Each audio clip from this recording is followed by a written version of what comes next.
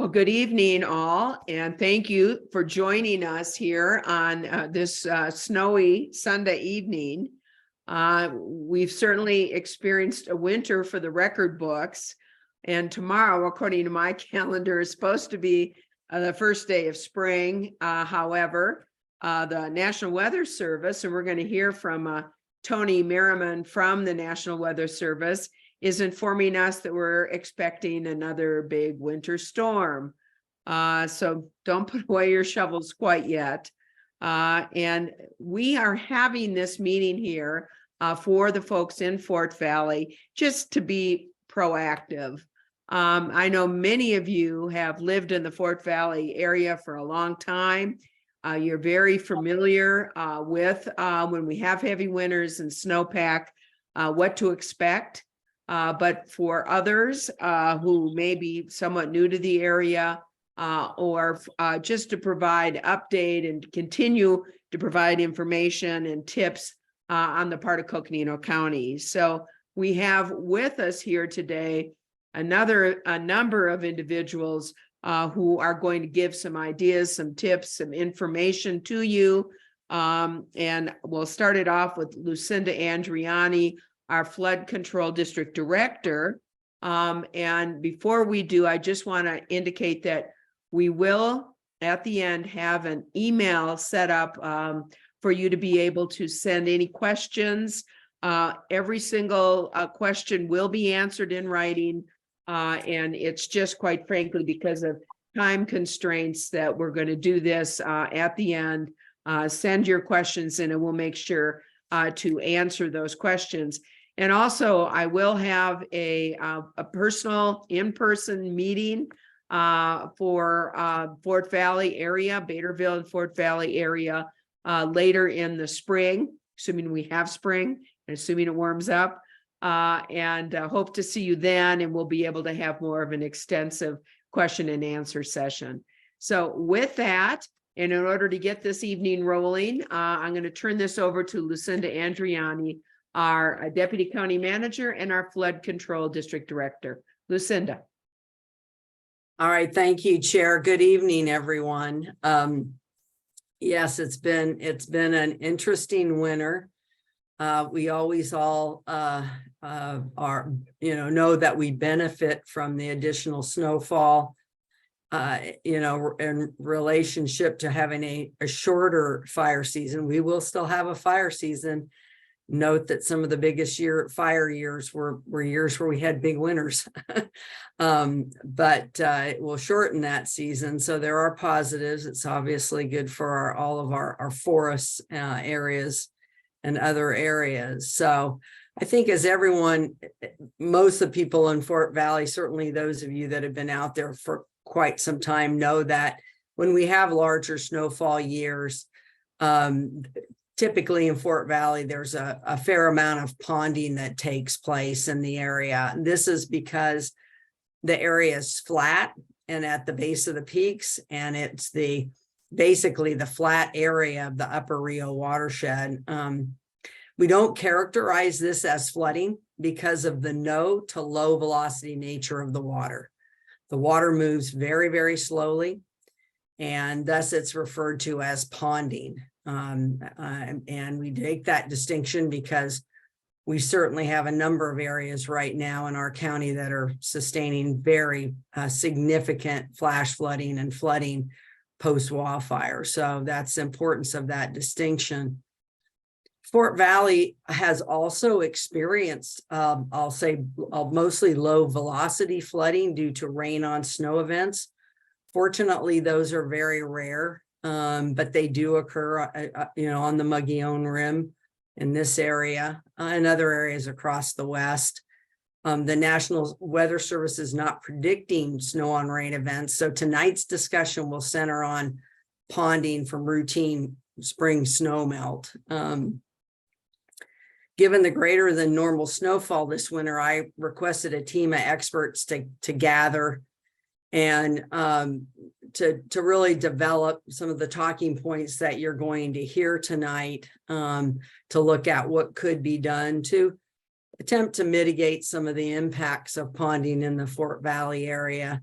This team included Ryan Klimowski with the National Weather Service.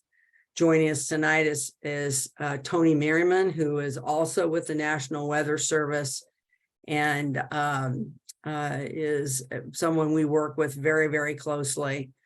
Joe Leverage, who's a professional engineer with J.E. Fuller, and has done all the modeling, flood modeling and hydrology modeling for the Fort Valley area. David Monahan, who's a professional engineer and a wastewater expert. David recently retired from community development, although he's been back helping us. Thank you, David. And is very, very familiar, probably has more expertise relative to the wastewater systems in Fort Valley than probably anybody else, and certainly anybody else in our state or anywhere else probably. And John Carr is also with us from community development and is a professional engineer with the county community development. They reviewed the area, they discussed the expected weather events, determined that yes, ponding is likely to occur, but that it's, again, it's all going to depend on how rapidly the snow melts. Very hard to predict. Can't really model this much like we model post-wildfire flooding. You really can't, ponding really isn't something to be modeled. But based on the National Weather Service and what these engineers and people have seen over the years, again, we'll focus on how to prepare septic systems to manage during ponding events, the impacts to perched wells that are out in the area, water quality. David will touch on both of those. We'll talk about mitigation, again, probably relative to a limited number of homes, which will take typically takes the form of sandbags, particularly at the entry of homes, and particularly for homes that either have a history of impacts during these types of conditions, meaning slow snow melt conditions, and those that are constructed on grade, meaning there's no elevation above the ground surface. And looking at, the maps and so forth, think we've identified somewhere between maybe 10, maybe 15. I think most of you that have been out there know whether your home has had influence by ponding historically. It's typically the area west of Snowball Road, just west of Snowball Road, and then actually west of Bader Road. Both of those roads are elevated because of the terrain. And then there are some spots that, again, I think most of you are probably pretty familiar. If you're new to the area, talk to your neighbors. They probably have a better understanding than most people as to what to experience, what you're going to experience. Now I'd like to turn it over to Tony Merriman with the National Weather Service. He's going to provide us with a short-term forecast, and then I also asked him to provide a 3-month forecast as well. So with that, thank you for joining us tonight, Tony. Appreciate it. All right. Thanks, Lucinda. And thanks everyone for joining the meeting tonight. I'm going to share my screen here real quick and present kind of just our short-term forecast and what we can expect to see for the next couple months. I'm assuming everybody can see my screen right now, so I'll go ahead and get going with the presentation with the weather update for this evening. Some key points to keep in mind as we go through this week. We're really looking at rain and snow showers off and on all week. We have this really disorganized low pressure system off the California coast that's going to be producing off and on rain and snow throughout the week. The challenge is the moisture is coming from the Pacific, but the low is coming from Alaska. So there's going to be kind of a snow level battle going on right at about 7,000 to 7,500 feet today through at least Tuesday. But right now we're looking at the heaviest precipitation timing. It's going to be sometime Tuesday night into Wednesday as the low moves across the area. And on the back side of that low, we'll see snow levels drop to about 5,500 feet on Wednesday. So with that, we're looking at 3-day totals for the time being.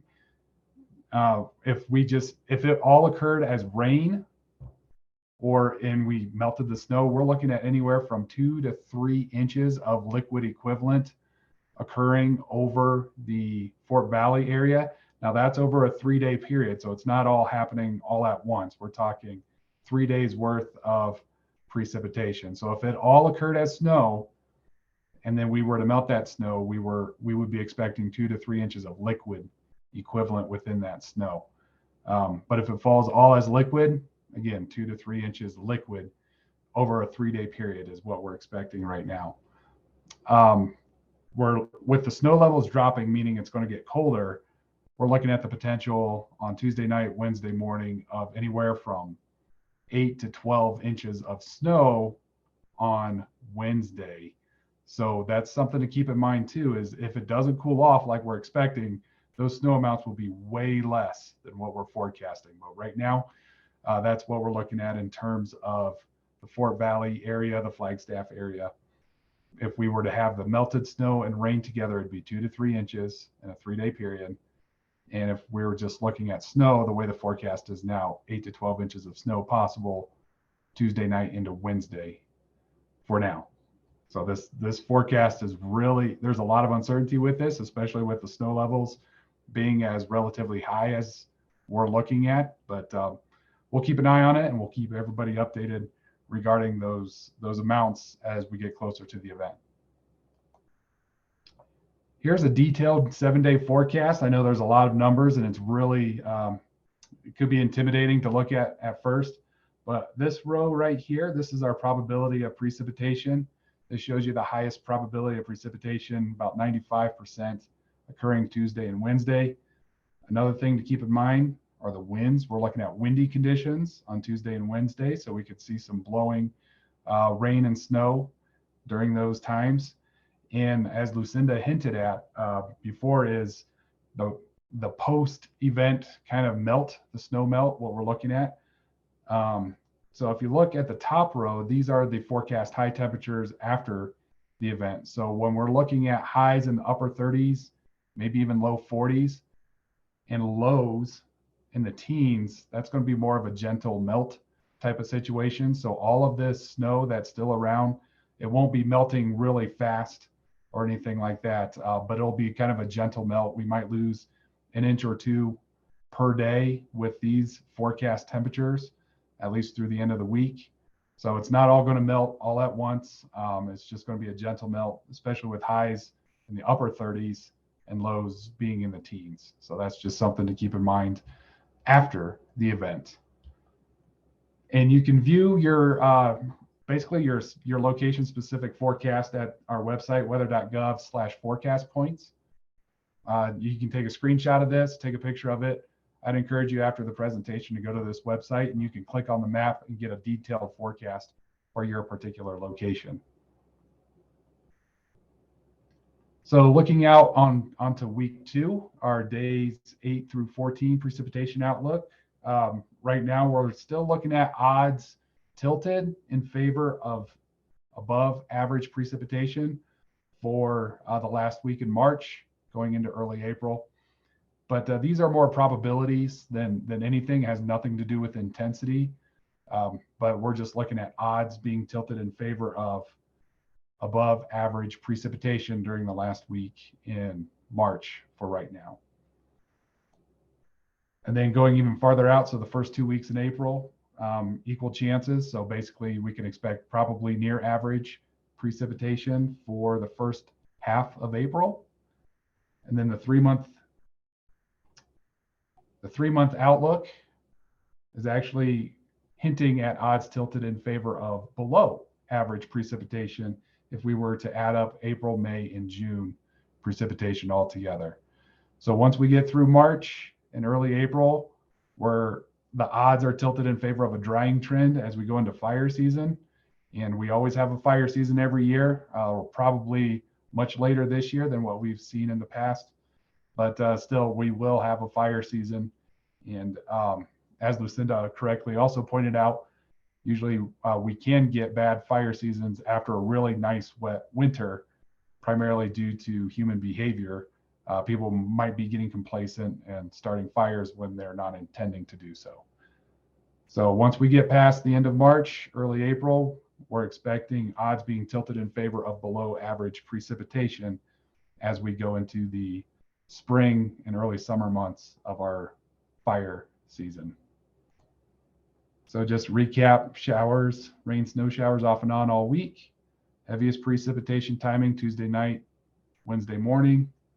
Snow levels will be pretty high through Tuesday, between 7,000 and 7,500 feet, and then falling to 5,500 feet on Wednesday. And then the 3-day totals, again, these are 3-day totals. So the rainfall rates and the snowfall rates don't look to be too crazy, but still the total amount of rain and melted snow, we're looking at 2 to 3 inches of liquid. And snow right now in the Fort Valley area, anywhere between 8 and 12 inches by Wednesday. So with that, I'll conclude my brief. Does anybody have any questions?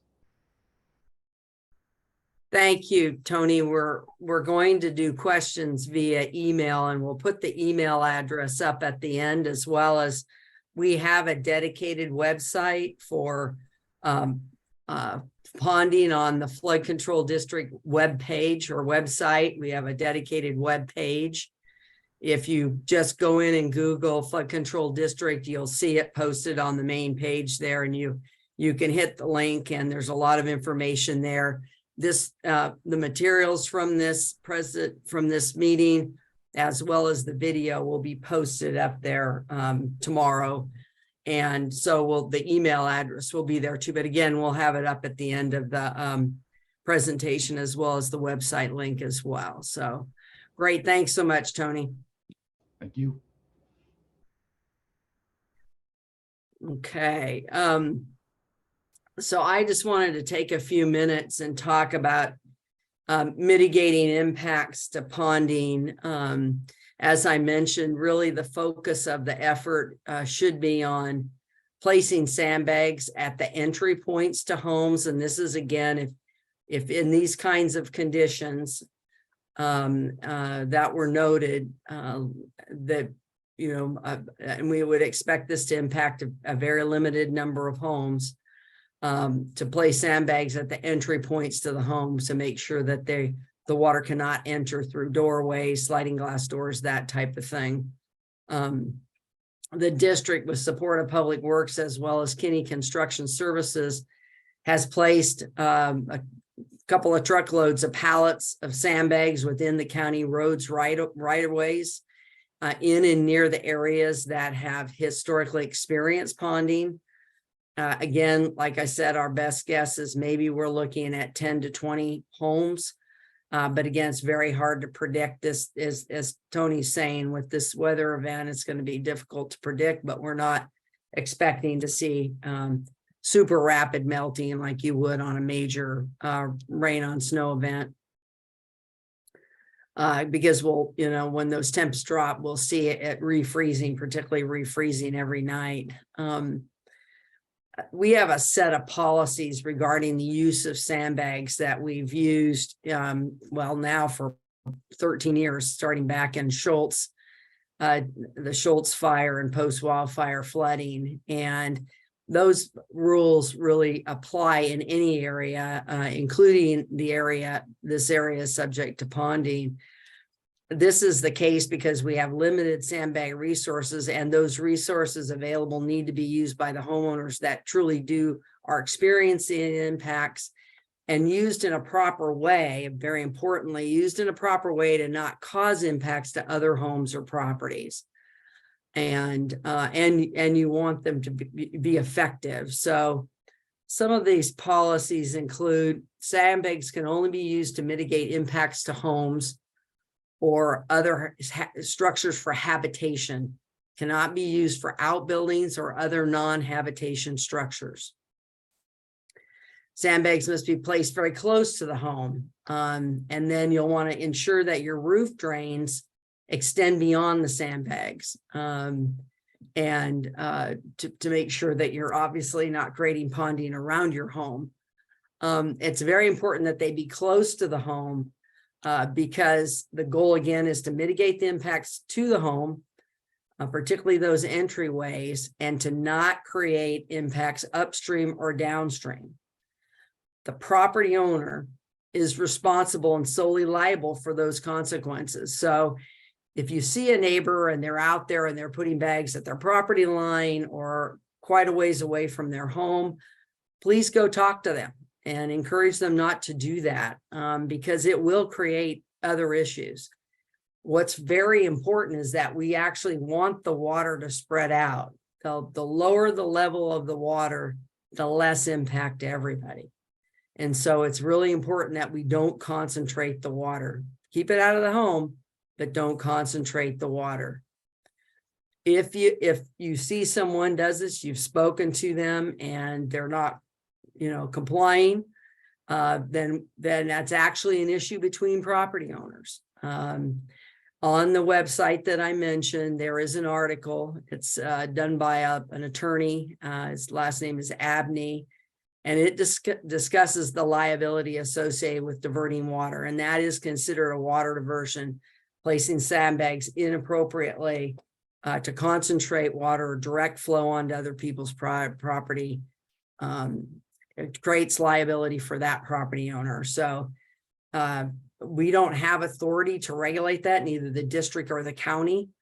If you have a concern, if it's serious enough concern, you'll need to contact an attorney. To be effective, there is a proper way to stack sandbags, and there are some really good resources again on the website, on that ponding webpage that we created, and frankly in other locations on the Flood Control District website as well. There's a link to several diagrams that show you a diagram about how to stack the bags, as well as a video on how to stack sandbags. And it does matter how you do it. They will not be effective, although in ponding, they probably still have some positive effect, but they'll certainly be much more effective if done correctly. And then again, please be judicious with your use of sandbags, and use those primarily focused at the entries of the homes. We are monitoring. We've had people out there all week last week, over the weekend, and will throughout this next week. And as long as we see what weather continuing, we'll have people out monitoring the flow and the ponding. As of, I think the last report I got was yesterday, there was very little ponding and flow taking place. We will have more sandbags delivered into the neighborhood if it's warranted. We've also been given permission by Snowball to stockpile at their property at the northwest corner of Highway 180 and Snowball Road, but we will only utilize that location if absolutely needed. So I think right now we're not anticipating the need for that, but again, we'll be monitoring and determining that. And again, we can also have more bags delivered out into the neighborhood to those areas that are actually experiencing the ponding. With that, I want to go ahead and turn it over to David Monahan, who will discuss wastewater systems and perch wells in the area. Thank you, David. Thank you, Lucinda. A standard septic tank effluent needs 4 feet of unsaturated soil to finish cleaning the effluent before it is released to the environment.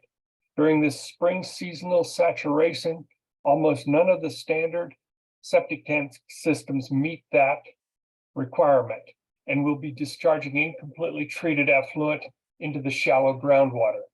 The advanced treatment systems that have been approved since 2015 require a lesser depth of unsaturated soil or imported sand, so they will be discharging adequately treated effluent into the shallow groundwater.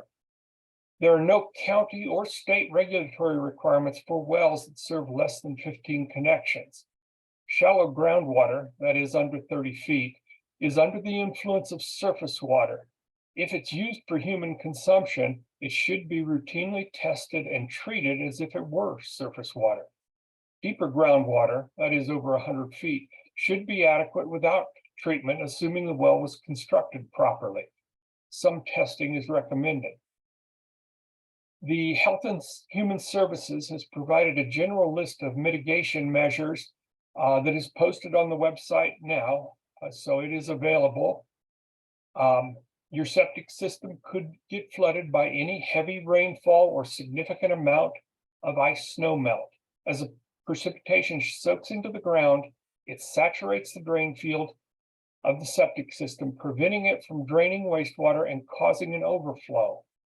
This overflow can back up through the pipes into your house and end up in your toilet, bathtub, sink. It can also send untreated sewage into the groundwater wells or local bodies of water. If your septic system is backed up, there are things you can do to reduce the negative impact before a professional is able to fix the problem. If possible, don't use the system if the soil is saturated and flooded. The wastewater will not be treated and will become a source of pollution. Reduce the amount of water you use to relieve some pressure on the septic system.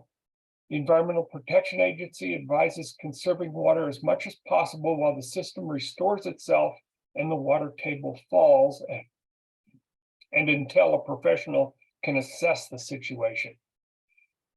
Prevent silt from entering the septic systems that have pump chambers. When the pump chambers are flooded, silt may settle in the chambers and clog the drain field if it is not removed. Do not open the septic tank for pumping while the soil is still saturated. Mud and silt may enter the tank and end up in the drain field. Further, pumping out a tank that is in saturated soil may cause it to pop out of the ground. Do not dig into the tank or the drain field areas while the soil is still wet or flooded. Try to avoid any work on or around the disposal field with heavy machinery while the soil is still wet. These activities will ruin the soil conductivity.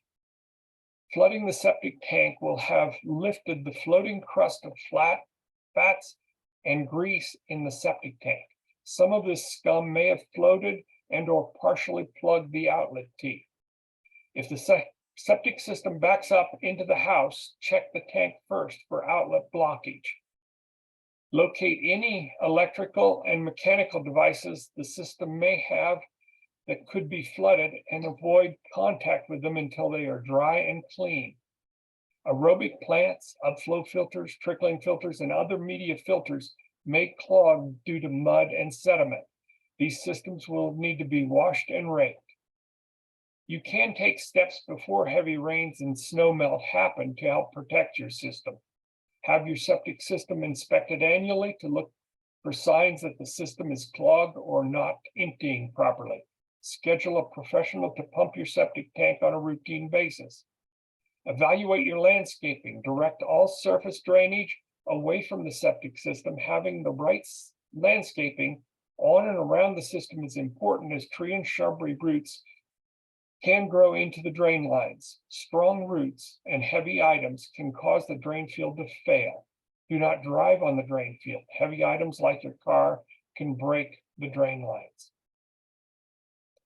On wells, heavy rain and snow melt may impact your well. Wastewater from malfunctioning septic tanks or chemicals seeping into the ground can contaminate the groundwater. The well can become contaminated with bacteria and other contaminants.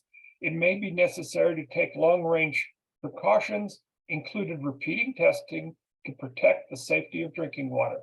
If you have a private well, do not drink your water until you get it tested for contaminants from your septic system, such as E. coli bacteria and nitrates. More information on testing your well can be found at the Arizona Department of Health Services website. There's a page, Test Your Well. Local ADHS approved lab for private water testing is Nortest Analytical Labs. They also have a website. It is recommended to use bottled or hauled water if you are unsure if your drinking water is safe. Boil the water if you do not have bottled water.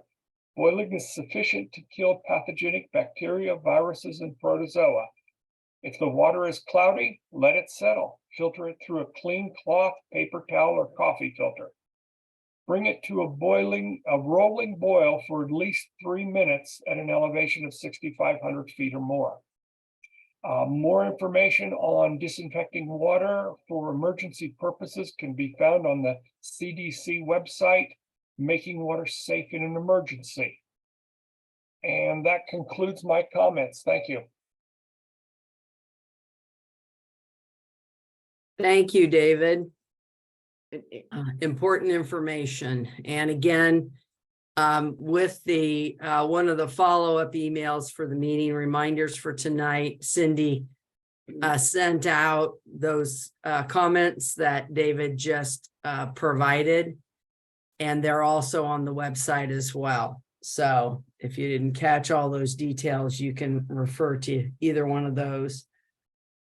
Again, thank you, David. Next up is John Carr. We've had some questions come up about, is Fort Valley considered, a floodplain? And there is an element of Fort Valley that is considered a FEMA special flood hazard area.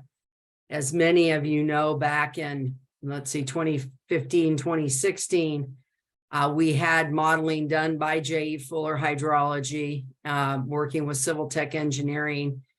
And we did an initial engineering assessment of that area and updated all the hydrology modeling for the area. And so I wanted John to review the maps, and basically what came out of that study, simplistically, was that some of the area was expanded in terms of the floodplain, but a great deal of the area that we saw had very shallow sheet flow. And I want to thank those that have constructed homes. I think John can correct me if I'm wrong, but I know my understanding is we've had I say compliance. We did not change the FEMA floodplain maps because most of the additional area that had some level of inundation was very low.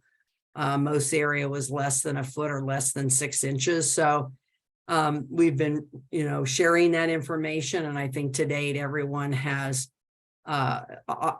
voluntarily met that the level of height above the base flood elevation.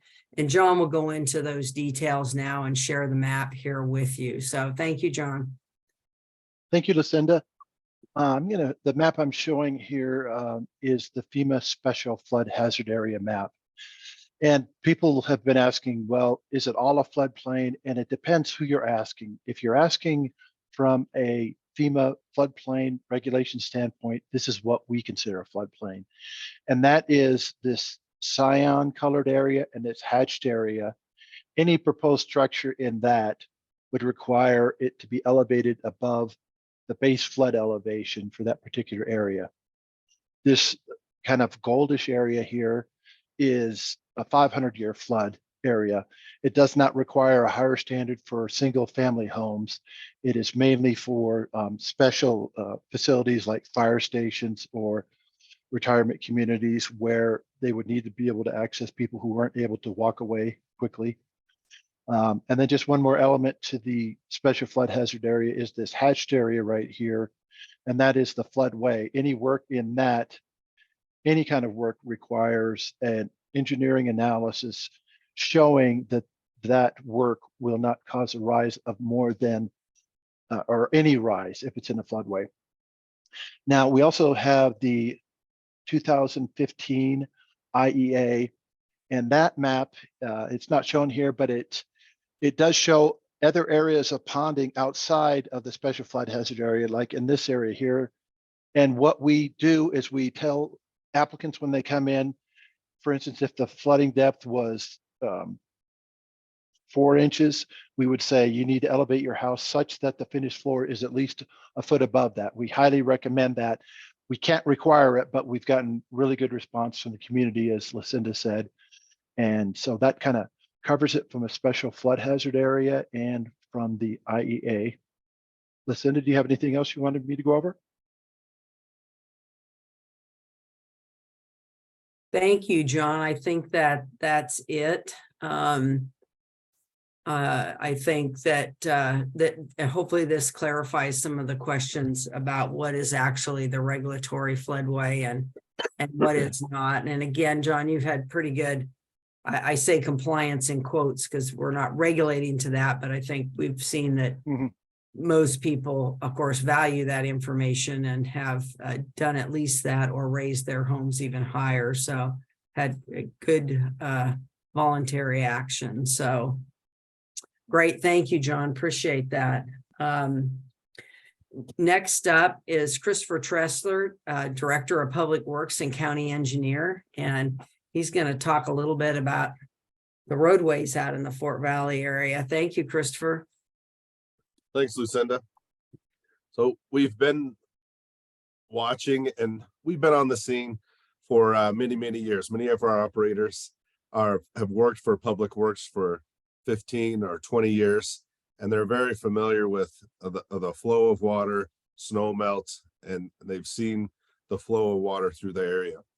So we're using some of that firsthand institutional knowledge to help guide our efforts. But we're, like Lucinda mentioned, we're working to stage sandbags for the public, and we're also staging and coming up with a plan that if we do see water inundate roads and we do have to close roads because of flood inundation or water inundation across a road, that we provide alternate access and, in a sense, emergency access for first responders. But we want to have a plan ready to go. And we know that the area around Beta Road and Suzette Lane is typically kind of an inundated area in most years. And so we're watching that area close. We do have some calls and some emails about culverts. And within the county right away, residents can place their culverts to access their houses, across their driveway. And those culverts are to be maintained by the people requesting the encroachment into the county right away. So if there's neighbors that are not maintaining their culverts, or if their culverts are plugged, those people may be liable if they cause an adverse impact to their neighbor. The county's trying to be proactive and identify culverts that have not been maintained. We're trying to reach out to residents and speak with them about maintaining their culverts and continuing and maintaining a continuous conveyance of water through the drainage network system. It's going to take a community, and it's going to, in a sense, it's kind of everybody needs to come together and work as a team. The county is doing everything we can to maintain our right of way, and we need residents' help to maintain their culverts as well. So the county does not come out and clean out people's personal culverts. There's on the downstream end of what we would call the Fort Valley area, there's the culverts that cross Snowball Road. The county's looking at maintaining those and making sure those stay open. We're also looking at a longer term project for those culverts, and we'll meet separately in a project meeting that we typically have before we go to construction to get feedback from residents to explain that project further. But I think, Lucinda, that's all I have to share at this time. Great. Thank you, Christopher. And some of you that were there before, after we completed the initial engineering assessment, we did a set of community meetings, and one of the projects will involve the culverts there at Snowball Road. There are limits to what can be done there, because obviously if you open it up, then it has impacts downstream, which we have to be very conscious of. So there was a plan developed, a flood mitigation plan developed through that process, conceptual plan developed through that initial engineering assessment process. And in fact, there was for 4 of the 5 flood areas, special flood hazard areas within the county, we were able to complete one of those projects. Given all the post-wildfire flooding that we've experienced over the last 12 years, frankly, have not had the resources to move forward on any of those other projects. So that still remains a goal to achieve at some point. But frankly, right now, the number one goal for us is forest restoration up on the Upper Rio. And we'll be talking a lot about that over the next several months. And when we do the community meeting that the chair mentioned, there'll be a lot of discussion about that because the top priority is the Upper Rio watershed. So with that, I'm going to turn it over to Jay Chrisselman. I know there's been some questions about development within Fort Valley and the regulatory framework for that development. And he's going to take a few minutes and touch on that. So, Jay. Yeah, good evening, Lucinda. Thank you. I appreciate it. So as many know, the greater Fort Valley neighborhood, with the exception of Ranch at the Peaks, was established through lot splits and continued lot splits, continued splits through today. Because of that, there's very little regulatory authority as far as public infrastructure. So, Christopher mentioned the culverts at Snowball Road. Anywhere else that is not a private culvert, if the subdivision process would have been applied to a number of the areas, drainage infrastructure could have been much better designed. That said, lot split development is allowed, permitted by right. So everybody has their ability to develop their lot as they see fit. John Carr mentioned certain finished floor elevations above and beyond what would have been required with the FEMA maps. So we have had 100% compliance with that, which is, protects the individual property owner. Of course, that's the goal of requiring a higher finished floor elevation. And then you had David Monahan mention the wastewater systems. Since that IEA map was developed and adhered to in 2015, give or take, all of those setbacks for wastewater systems and finished floor elevations have been increased and improved. So that's why, David had mentioned that it's the conventional septic systems that tend to be the problem. ADEQ changed the rule back in 2001, eliminating the availability to build a conventional wastewater system. So mound, the typical Wisconsin mound and advanced treatment systems since then have been what the county has been approving. And those are much, much safer and less likely to be inundated. Lucinda, is there anything else I can add to the discussion? I think that covers it. Again, most of that area was lot split. It didn't go through a formal development process many, many, many years ago. But we, as Jay mentioned, with the updated hydrology that was produced back in 2015, that map, and it's what is it, Jay, that it has to be, or David is the one that knows all these details. You do as well, though, of course, we go by the 10-year flood map, and it has to be 100 feet setback. There can be some changes made to that, but they have to meet higher quality standards and some other things to be able to do that. So that's right. Yep. And we've had and that is a regulatory requirement through ADEQ, Arizona Department of Environmental Quality. So that's correct, Lucinda. Yep. Thank you. And as John mentioned, the county decided back in 2015, I think that map, the efforts were actually started in 2013, but it was completed in 2015. And the county at the time had decided not to go through the FEMA process to establish that map as the new FEMA special flood hazard area map.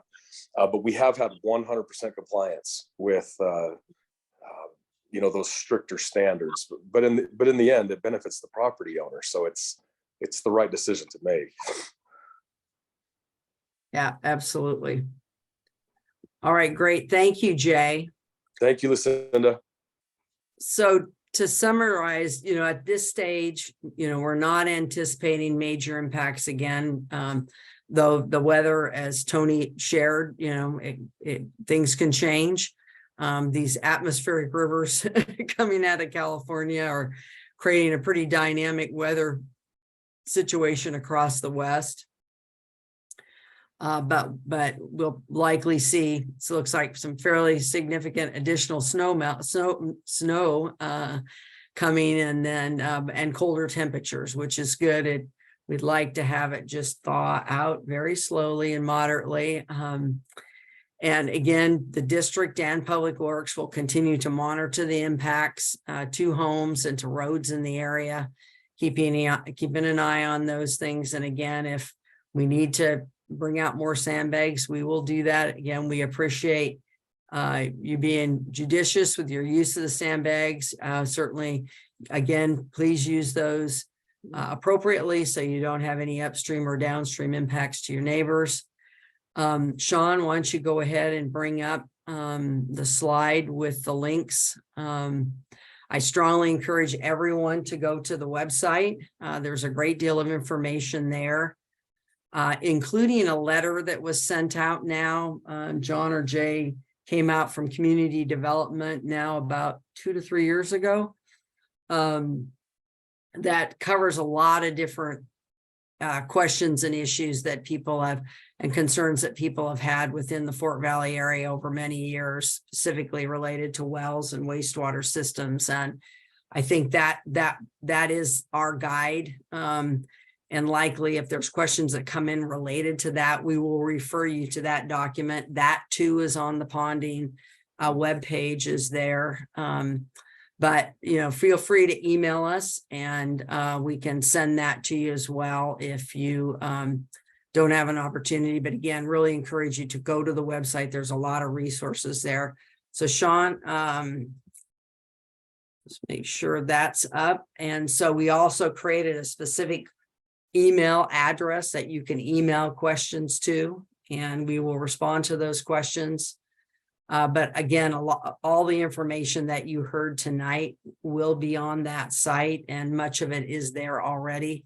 And again, we will also post up the recording of this meeting tonight, as well as some of the graphics that were shared. Again, the information that David shared, that was sent out in an email by Cindy. And then and it is also on the website. So that's available to everyone. So with that, I'll turn it over to the chair for her closing comments. Thank you. Well, thank you, Lucinda and David and county team, Tony and county team. Appreciate you being here to provide information, and also members of the public. Please go to the website. There is a lot of information there. And by the way, I forgot to introduce myself, Patrice Horseman, and I'm the chair of the Board of Supervisors, but most importantly, I am your supervisor for District 1. If you do have some questions or concerns, please check out the website, but you also can get a hold of my office. And also, if you have some questions related to Public Works or the roads, or sandbags, obviously you can get a hold of Christopher Tressler from Public Works as well. County's here to help you. I know many of you have been out there for a long time, and certainly know the lay of the land and know where the ponding occurs and where the difficulties are. But we are here to do what we can to assist.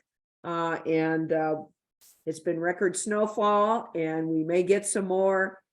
So we all need to hang in there together. And again, appreciate your time, your attention, your patience. And please feel free to reach out if you have any further questions, and we'll be sure to get back to you. So thanks again. Thank you for taking part of your evening with us. So appreciate it. Take care all.